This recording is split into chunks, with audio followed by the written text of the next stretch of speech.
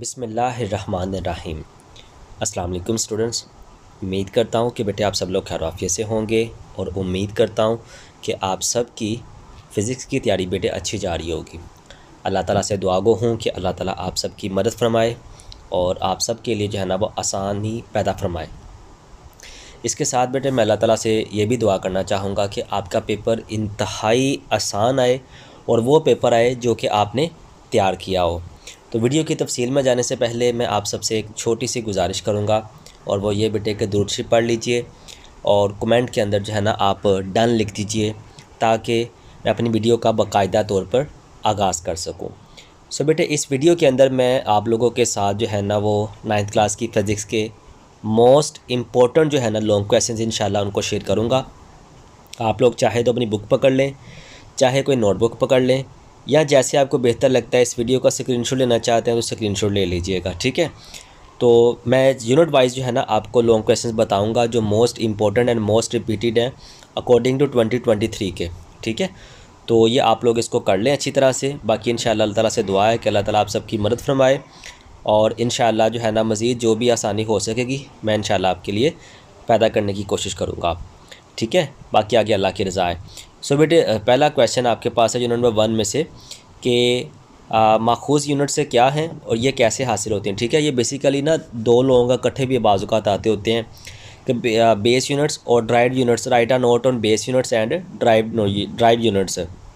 इस तरह से भी लॉन्ग क्वेश्चन जो है ना वो आता होता है इकट्ठा और अलहदा भी आता होता है, ठीक है। उसके बाद बेटे वो क्या कहता है कि on closing the jaws of vernier caliper zero of the vernier scale in on the right to its main scale such that fourth division of its vernier scale coincides with one of the main scale division. Find its zero error and zero correction, ठीक है। Vernier caliper जो vernier जो callipers होता है ना, caliper का जबड़ा होता है बंद करने से वर्नियर स्केल का ज़ीरो मेन स्केल के ज़ीरो के दाएं जानिब इस तरह से है कि इसका चौथा दर्जा मेन स्केल के किसी दर्जे के सामने ज़ाहिर होता है। तो इसका ज़ीरो एरर और ज़ीरो करेक्शन जो है ना आपने मालूम करना है, ठीक है। उसके बाद ये बाय मिस्टेकन एक न्यूमेरिकल ऐड हो गया लेकिन ये इंपॉर्टेंट है, ठीक है। शॉर्ट क्वेश्चन के तौर पर भी आता होता है और ये लॉन्ग क्वेश्चन के तौर पर भी आता होता है।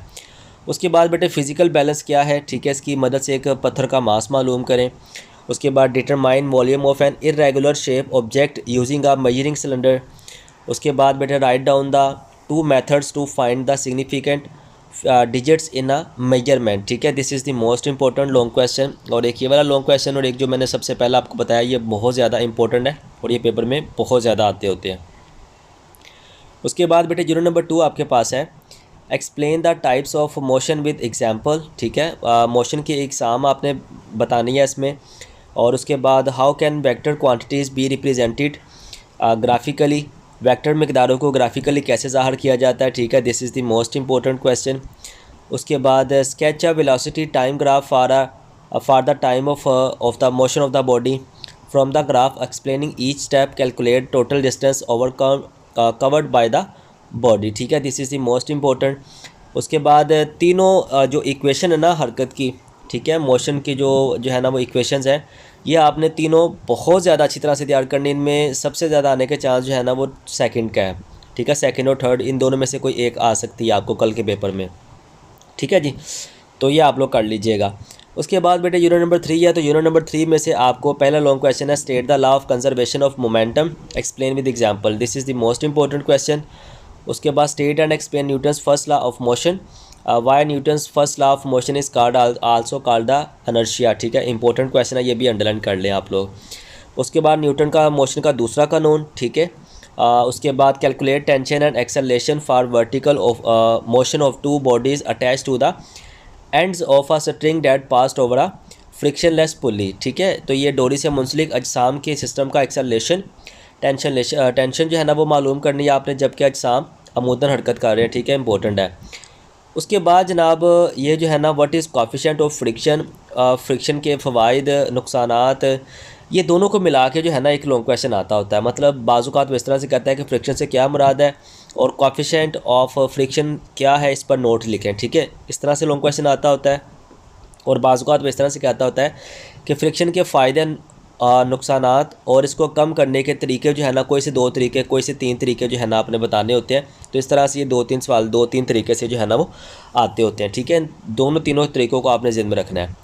उसके बाद जनाब नेक्स्ट है यूनिट नंबर 4। यूनिट नंबर 4 में से जो पहला लॉन्ग क्वेश्चन है, state and explain resolution of forces in its rectangular components. अमूदी कंपोनेंट्स में रेजोल्यूशन ऑफ फोर्सेस की तारीफ़ और वजाहत करें। इंपॉर्टेंट लॉन्ग क्वेश्चन है।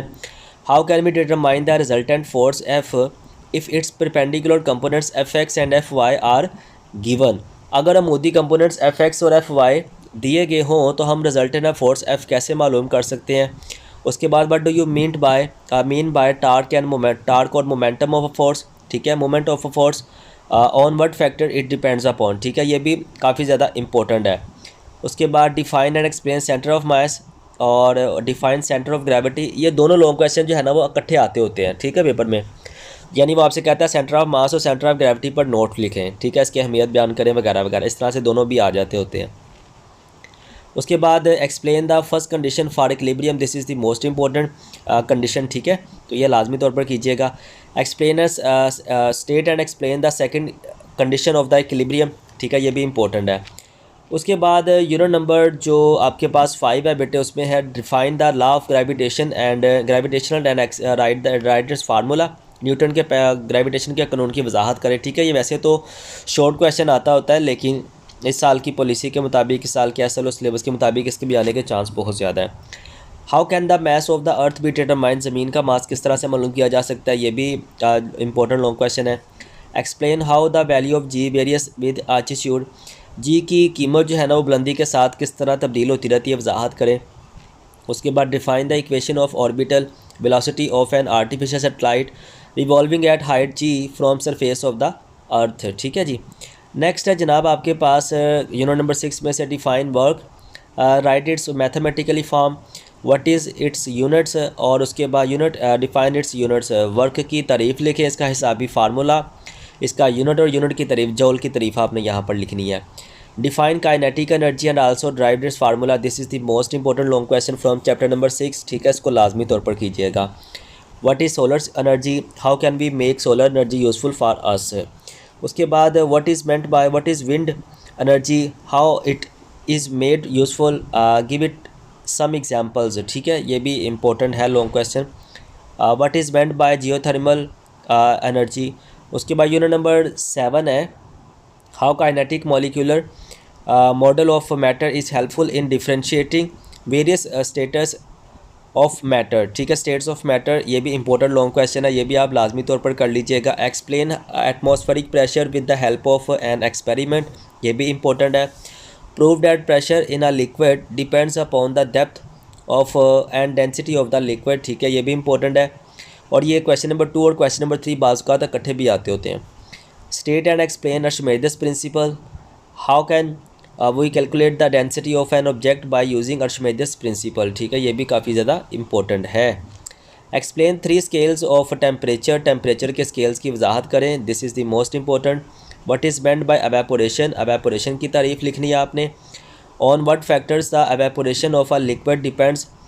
Explain how cooling is produced by evaporation. ठीक है, ये भी इंपॉर्टेंट है।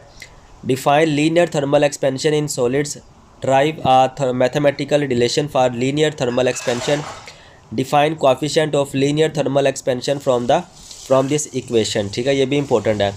Write some consequences of thermal expansion, ठीक है, ये भी काफ़ी इंपॉर्टेंट है।